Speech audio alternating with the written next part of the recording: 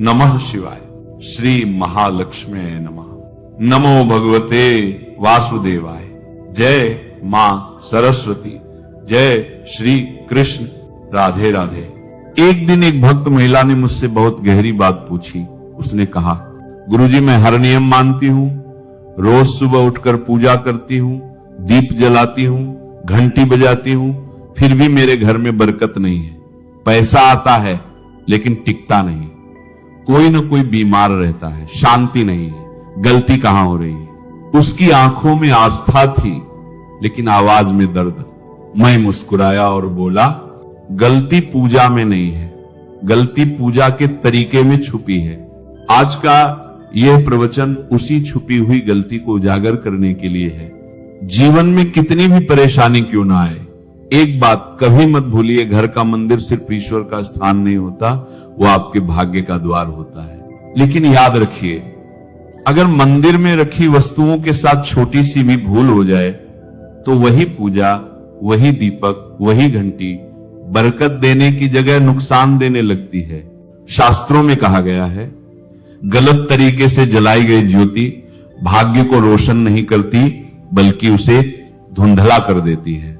बहुत से लोग अनजाने में ऐसी गलतियां कर बैठते हैं जिनसे धन घर में टिकता नहीं, आज सूखने लगता है, अशांति जन्म ले लेती है और गरीबी धीरे धीरे घर में पैर जमा लेती है। और हमें समझ भी नहीं आता कि हम पूजा कर रहे हैं या अपने ही भाग्य को रोक रहे हैं। हो सकता है आप भी वही कर रहे हो, इसलिए आज ध्यान से सुनिए। आज हम आपको बताएंगे घर के मंदिर में कौन सी चीजें शुभ होती हैं, कौन सी चीजें चुपचाप दुर्भाग्य खींचती हैं। दीपक किस समय जलाना चाहिए, दीपक जलाते समय क्या बोलना चाहिए, घंटी कब और कितनी बार बजानी चाहिए, क्या रोज घंटी धोना सही है या नहीं, शंख कब बजाना चाहिए और कब नहीं, और मंदिर में कितनी मूर्तियां रखनी चाहिए और क्यों ज्यादा मूर्तियां उल्टा असर डालती हैं। ये बातें सुनने में छोटी लगेंगी लेकिन इनका असर सीधा आपके जीवन पर पड़ता है। एक भक्त ने मुझसे पूछा था, गुरुजी मैं पूजा करता हूं फिर भी नुकसान क्यों हो रहा है? आज मैं उसी प्रश्न का उत्तर दूंगा। पूजा कोई रस्म नहीं है, पूजा एक ऊर्जा है। अगर उस ऊर्जा का प्रवाह सही दिशा में हो तो घर में लक्ष्मी स्वयं रुक जाती है, और अगर दिशा थोड़ी सी भी गलत हो जाए तो वही लक्ष्मी हाथ जोड़कर विदा ले लेती। शास्त्रों में स्पष्ट लिखा है, पूजा में नियम टूट जाए तो पुण्य फल में बदल नहीं पाता। आज हम खास तौर पर बात करेंगे घर के मंदिर में जलने वाले दीपक और बजने वाली घंटी के बारे में। क्या दीपक रोज धोना चाहिए? धातु का दीपक कैसे और कब साफ करें? मिट्टी का दीपक कब शुभ होता है? घंटी सुबह बजानी चाहिए या शाम को भी? कितनी बार घंटी बजाना सही है? ये सब बातें साधारण नहीं है, ये वही रहस्य हैं जो हमारे ऋषि मुनियों ने अनुभव से बताए। ये धर्मशास्त्र सनातन धर्म और अनुभव का सार है, इसलिए अंत तक जुड़े रहिए, क्योंकि ये वो चाबी है जो आपकी बंद किस्मत का ताला खोल सकती है। और हो सकता है वीडियो खत्म होते होते आपके दिल से यही निकले, गुरुजी आज समझ आया, गलती मेरी नीयत में नहीं थी, गलती मेरे तरीके में थी। सबसे पहले बात करते हैं मिट्टी के दिए की। ये साधारण सा दिखने वाला दिया वास्तव में शुद्धता और पवित्रता का प्रतीक है। दिवाली हो, कोई धार्मिक पर्व हो या फिर कोई बड़ा अनुष्ठान, मिट्टी का दिया जलाने का अपना ही महत्व है। घर के मंदिर में या दरवाजे के पास जब इसे जलाया जाता है तो ऐसा लगता है मानो लक्ष्मी माता खुद आपके आंगन में प्रवेश कर रही हो। लेकिन ध्यान दीजिए, जब यह दिया मंदिर में रखा जाता है तो इसके नियम बदल जाते हैं। मिट्टी का दिया एक बार जलाने के बाद दोबारा मंदिर में नहीं रखना चाहिए। हर बार नया मिट्टी का दिया उपयोग करना शुभ माना गया है। ऐसा करने से वास्तु दोष दूर रहता है और घर में बरकत बनी रहती है। लोग पीतल या तांबे के दिए इस्तेमाल करते हैं। ये न केवल सुंदर होते हैं बल्कि इनका धार्मिक महत्व भी अत्यंत गहरा है। लेकिन इन्हें सिर्फ जलाना काफी नहीं है, इनकी शुद्धि भी उतनी ही जरूरी है। इन्हें रोज धोकर, खासकर गंगा जल से साफ करना चाहिए। गंगा जल से धोने पर दिया पवित्र हो जाता है और घर में सकारात्मक ऊर्जा चारों ओर फैल जाती है। अगर आप हफ्ते में केवल 1-2 बार इन्हें साफ करते हैं तो ये पूरी तरह से शुद्ध नहीं हो पाते। इसलिए इसे अपनी रोजाना की आदत बना लें। पीतल की घंटी की ध्वनि ऐसी होती है जो वातावरण की नकारात्मक ऊर्जा को तुरंत दूर कर देती है और सकारात्मकता का प्रवाह बढ़ा देती है, लेकिन इसे कभी भी दक्षिण दिशा में न रखें, यह अशुभ माना जाता है। घंटी को हमेशा पूजा स्थल के पास या मंदिर के प्रवेश द्वार पर रखें। सबसे शुभ घंटी वह होती है जिस पर गरुड़ की नक्काशी हो, इसे गरुड़ घंटी कहते हैं और इसे अत्यंत पवित्र व फलदायक माना गया है। घंटी कितनी बार बजानी चाहिए? भोग लगाते समय घंटी को 5 बार बजाएं। ऐसा करने से भगवान भोग को जल्दी स्वीकार करते हैं। पूजा के दौरान घंटी को जोर जोर से या लगातार नहीं बजाना चाहिए, सिर्फ 3 बार बजाना ही उचित है। घंटी को हमेशा दाहिने हाथ से बजाएं और इसका मुख पूजा स्थल की ओर होना चाहिए। याद रखिए, घंटी को सुबह की पूजा में ही बजाना शुभ माना गया है। शाम की पूजा में घंटी बजाने से बचना चाहिए, क्योंकि शास्त्रों में इसे उचित नहीं माना गया है। इन नियमों का पालन करने से आपका पूजा पाठ कई गुना अधिक फलदायक और प्रभावी हो जाएगा। ये बातें छोटी लग सकती हैं, लेकिन इनका असर आपकी किस्मत पर गहरा पड़ता है। जब भी आप किसी मंदिर जाएं, खासकर घर के बाहर वाले मंदिर में, तो मंदिर में प्रवेश करते समय ही घंटी बजाएं।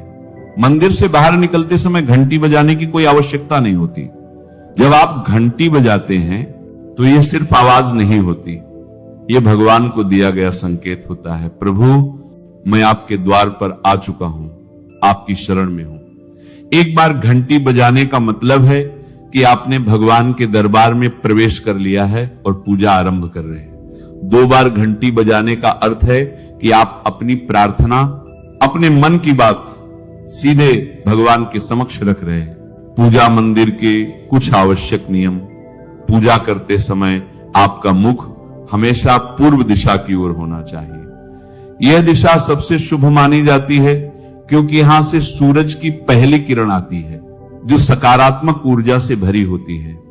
पश्चिम की ओर मुख करके भी पूजा की जा सकती है, लेकिन पूर्व दिशा का लाभ कई गुना अधिक है। घर की सीढ़ियों के पास पूजा घर बनाना अशुभ माना गया है पूर्व दिशा का लाभ कर का, क्योंकि वहां नकारात्मक ऊर्जा का प्रवाह अधिक होता है। भगवान का आसन हमेशा आपके आसन से ऊंचा होना चाहिए, कम से कम 10 इंच ऊंचा। भगवान की प्रतिमा को सीधे जमीन पर रखना अशुभ माना जाता है। ऊंचा आसन पूजा स्थल में सकारात्मकता और ऊर्जावान माहौल बनाए रखता है। पूजा करते समय हमेशा चटाई या आसन पर बैठें। यह न केवल आरामदायक है बल्कि ध्यान और श्रद्धा को भी स्थिर रखता है। ध्यान दें कि आपका आसन भगवान के आसन से ऊंचा न हो, इससे भगवान के प्रति आदर और विनम्रता बनी रहती है। पूजा घर में कभी भी सड़े, बासी या मुरझाए हुए फूल न रखें। मुरझाए फूल पूजा में अशुभ माने जाते हैं क्योंकि वे नकारात्मक ऊर्जा को बढ़ाते हैं। हमेशा ताजे, सुगंधित और खिले हुए फूल ही भगवान को अर्पित करें। जब फूल मुरझा जाएं या काले पड़ जाएं तो उन्हें सम्मान पूर्वक मिट्टी में दबा दें। इससे नकारात्मक ऊर्जा दूर होती है और आपके घर में पवित्रता बनी रहती है। जिस कमरे में आप सोते हैं उसमें घर का मंदिर नहीं बनाना चाहिए।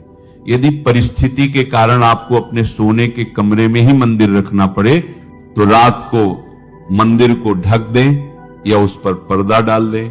इससे रात के समय मंदिर से निकलने वाली ऊर्जा आपके विश्राम को प्रभावित नहीं करेगी। ऐसा करने से घर में शांति और आपकी पूजा में एकाग्रता बनी रहती है। कभी भी काले कपड़े पहनकर पूजा न करें।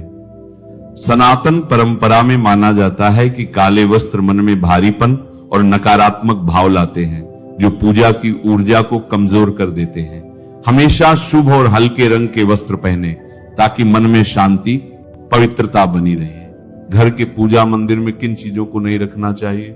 किसी भी देवी देवता की एक ही तस्वीर या मूर्ति रखें। एक से अधिक तस्वीरें ऊर्जा का संतुलन बिगाड़ सकती हैं और पूजा का प्रभाव कम कर सकती हैं। घर में शिवलिंग रखना अत्यंत पवित्र माना जाता है, लेकिन इसे सही दिशा में रखें। हमेशा उत्तर या पूर्व दिशा में रखें और स्वच्छ स्थान पर ही स्थापना करें। भगवान की टूटी हुई मूर्तियां या फटी तस्वीरें पूजा स्थान से तुरंत हटा दें। टूटी मूर्ति पवित्रता को कम करती है और सकारात्मक ऊर्जा के प्रवाह में बाधा डालती है। इसे शास्त्र सम्मत तरीके से त्याग दें। शंख भगवान की कृपा का प्रतीक है। गोमती चक्र से घर में समृद्धि आती है और जल से वातावरण शुद्ध होता है। जल को रोज बदलें और इन पवित्र वस्तुओं को हमेशा साफ रखें। रोज पूजा स्थल की सफाई करें। गंदगी से नकारात्मक ऊर्जा आती है और ध्यान भंग होता है। स्थान को सुंदर, सुव्यवस्थित और सुगंधित रखें ताकि मन सहज रूप से भगवान में लग सके। घर के पूजा मंदिर से जुड़े कुछ ऐसे नियम जिन्हें मानना बेहद जरूरी है। सबसे पहले, पूजा स्थल हमेशा घर के शांत और पवित्र कोने में होना चाहिए और अगर वह उत्तर पूर्व दिशा में हो तो सबसे उत्तम है। यह दिशा घर में सकारात्मक ऊर्जा का संचार करती है और आपकी पूजा को और प्रभावशाली बनाती है। ध्यान रहे, पूजा स्थल कभी बेडरूम या रसोई के पास न हो। यह स्थान दैनिक कार्य और हलचल से भरे होते हैं जहां नकारात्मक ऊर्जा भी पनप सकती है। मंदिर के आसपास का वातावरण हमेशा साफ सुथरा और सुव्यवस्थित रखें ताकि आपका मन पूजा में एकाग्र हो सके। अब बात करते हैं दीपक और उनसे जुड़े महत्वपूर्ण नियमों की। दीपक जलाना सिर्फ एक परंपरा नहीं बल्कि यह भगवान के आशीर्वाद और कृपा का प्रकाश है जो आपके घर और जीवन में उजाला भर देता है। दीपक को हमेशा भगवान की मूर्ति के सामने रखें ताकि उसकी रोशनी सीधे भगवान तक पहुंचे और आपके पूजा स्थल को पवित्रता से भर दे। याद रहे, टूटा हुआ दीपक कभी न जलाएं और पूजा के समय एक साथ दो दीपक, खासकर तेल और घी के भी न जलाएं क्योंकि दोनों की ऊर्जा अलग होती है और गलत तरीके से जलाने से पूजा की शक्ति कम हो सकती है। वास्तु के अनुसार घी का दीपक बाईं ओर और तेल का दीपक दाईं ओर रखना शुभ होता है, लेकिन ध्यान रहे दीपक कभी भी पश्चिम दिशा में न रखें। दीपक के लिए उत्तर या पूर्व दिशा सबसे अच्छी मानी जाती है। साथ ही बत्ती का मुंह भी हमेशा इन दिशाओं की ओर होना चाहिए ताकि सकारात्मक ऊर्जा का प्रवाह और अधिक बढ़ सके। घी के दीपक में रुई की बत्ती और तेल के दीपक में लाल मौली की बत्ती का प्रयोग करें। रुई की बत्ती से प्रकाश स्थिर और शुद्ध होता है जबकि लाल मौली वाली बत्ती से वातावरण में शुभ ऊर्जा का संचार होता है। नवरात्रि या विशेष अवसरों पर मां दुर्गा और मां लक्ष्मी के सामने गोल बत्ती का दीपक न जलाएं क्योंकि इसे अशुभ माना जाता है। और एक नियम याद रखें, घी का दीपक जलाने के तुरंत बाद तेल का दीपक न जलाएं। इनके बीच थोड़ा अंतर रखें ताकि वातावरण में संतुलन और पवित्रता बनी रहे। इन छोटे छोटे नियमों का पालन न सिर्फ आपके घर में शांति और समृद्धि बनाए रखेगा बल्कि आपकी पूजा को भी अधिक फलदायी बना देगा। दीपक हमेशा उसी समय जलाना चाहिए जब भगवान जाग रहे हो, जैसे सुबह के शांत और पवित्र समय में जब पहली किरणें धरती को छूती हैं उस समय पूजा करते हुए दीपक जलाएं। फिर शाम को आरती के समय जब दिन की थकान ढल रही हो और वातावरण शांत हो रहा हो उस समय का दीपक वातावरण को और भी पवित्र कर देता है। ये दोनों समय सिर्फ पूजा के लिए ही नहीं बल्कि ध्यान और आत्मिक ऊर्जा को महसूस करने के लिए भी सर्वश्रेष्ठ होते हैं। इन पलों में दीपक जलाने से घर में सकारात्मक ऊर्जा का प्रवाह बढ़ता है और आपका मन भी निर्मल होता है। दीपक जलाना केवल धार्मिक नियम नहीं है, वास्तु शास्त्र और ज्योतिष शास्त्र में भी इसका गहरा महत्व बताया गया है। दीपक जलाने से न केवल घर में सकारात्मक ऊर्जा का संचार होता है बल्कि हमारे जीवन के 7 चक्रों को संतुलित करता है। यह नकारात्मकता को दूर करके वातावरण को शुद्ध करता है और आपके मन को शांति प्रदान करता है। दीपक की हल्की स्थिर लौ मानो भगवान का आशीर्वाद आपके जीवन को रोशन कर रही हो। इसीलिए जब भी आप दीपक जलाएं ऊपर बताए गए सभी नियमों का पालन जरूर करें। यही नियम आपके जीवन में भगवान की कृपा को स्थायी बनाएंगे और घर में सकारात्मकता का प्रवाह निरंतर बनाए रखेंगे। नमः शिवाय। श्री महालक्ष्मी नमः। नमो भगवते वासुदेवाय। जय मां सरस्वती। जय